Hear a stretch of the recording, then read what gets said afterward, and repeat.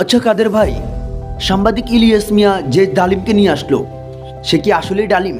আপনাদের আওয়ামী লীগের লোকরা তো বলছে সে ডালিম নয়, ডালিম নাকি অন্য কেউ।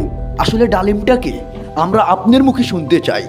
আসলে হচ্ছে ডালিম নির্বাচনের পর আমরা ছিলাম, তারপরে তারা ষড়যন্ত্র করে বিভিন্নভাবে আমাদেরকে দেশ থেকে তাড়িয়ে দিয়েছে। এখন একের পর এক ইস্যু নিয়ে আসছে, তারা মামলা হামলা দিচ্ছে আমাদের নামে। তো আমরা কি করব? আমাদের কিছু তো করার নাই, কারণ তারা মিথ্যা মামলায় আমাদেরকে সব শেষ করে দিচ্ছে। এখন আবার নতুন ইস্যু নিয়ে আসছে, বলছে নাকি এ হচ্ছে মেজর ডালিম, আর উনি যা বলছে তারা তা সত্যি ভেবে নিয়েছে। তো আমি আজকে আপনাদেরকে বলি, আমি আপনাদেরকে আসল ডালিমকে দেখাবো। তো আপনারা আমার সাথে চলুন।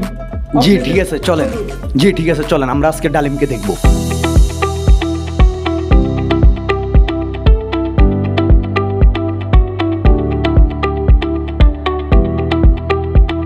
আপনাদেরকে আমি বলেছি আমি আসল ডালিম দেখাবো।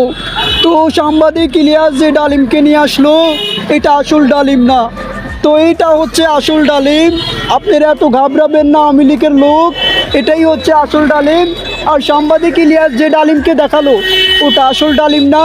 তো আপনারা এত ভয় পাওয়ার কিছু নাই, এরা ষড়যন্ত্র করছে।